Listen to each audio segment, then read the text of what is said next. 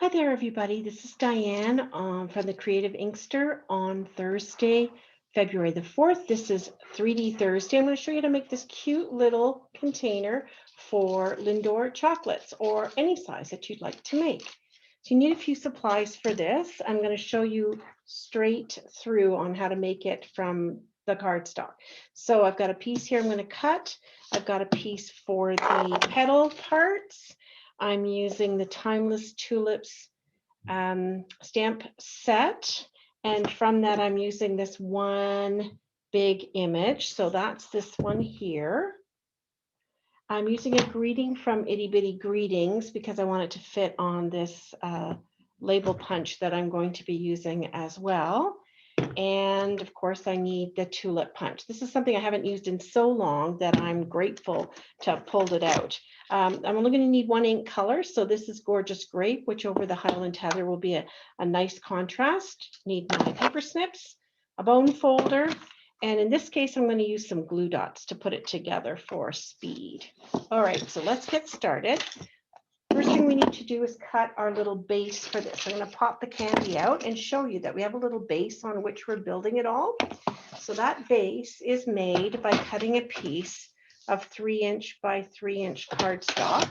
This is something you want to use cardstock for and not designer series paper. Put those back in my bin for later. And on the 3-inch by 3-inch piece, you're going to score it at 3/4 of an inch on all 4 sides. 3 and 4. So score it at 3/4 of an inch on all 4 sides, which will leave you with a piece that looks like this. That's it for the paper trimmer.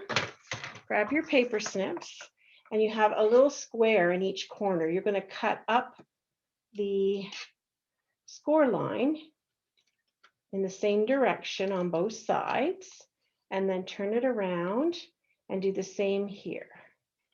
It's got that score line. This makes a little box. I think we made this one last week or the week before. Then you're going to fold your score lines and your little flaps. The little flaps on the edges are what's going to hold it together. Get everything scored and burnished. Don't have a bone folder, you can use the edge of your scissors. The paper snips, you can use the edge of that as well. I like my bone folder, it does the trick.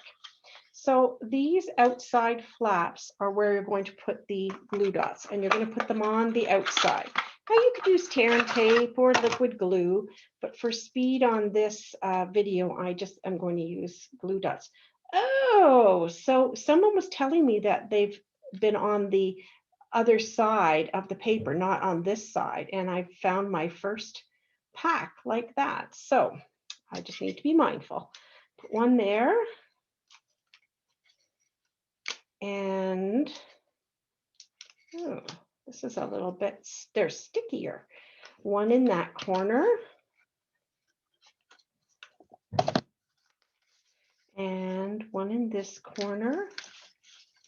And then the 4th one. So we're just using that to adhere the edges together. So we'll fold those in. They're on the back, the stickies on the back side of those little squares. And we're not going to worry too much about how this box looks because it's mostly going to be covered. It's just our little holder for the treat. Okay, and then you could make this any other size that you like to suit the kind of candy or piece that you're going to put in. Now, I toss those little scraps away, but I do need to punch out a couple of pretty tulips. So I'm going to take my stamp and Gorgeous Grape, and I'm going to ink it up. One. Oh, these are just such a beautiful color. There's that really regal color of tulips that come up, just gorgeous. So I just need 2 of those. I'm going to punch them out with my tulip punch. Just line this up. It's a bit on a slant. Punch 2 out. 1. Just going to hold it back so I can see it a little better. 2. All right. And then I'm going to take the leaf punch in here, and I'm going to punch 4 of those in Pear Pizzazz. The other one I did was Real Red and Old Olive. One's going to be Pear Pizzazz and Highland Heather. And the rest of that's garbage. There we go. So we have our 4 petals. This is the tricky part, is just getting the petals to go in the right direction. So I'm going to switch over to my Stampin' Seal and use that to add some adhesive to glue this down. Okay, here we go. Just had to get it started. There we go.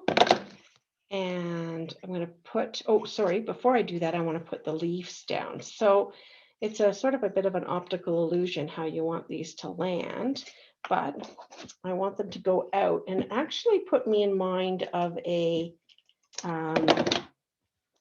dragon boat. You know how they do those dragon boat races? Well, that's what kind of put me in mind of this. So I'm going to have the petals going out in the same, there we go, so that they have the same, there we go, look. So it's getting that same arc that I'm going for. Okay, and this one. And then flip it over to the other side and do the same thing, looking for the same arc. So it's going to go here on this side.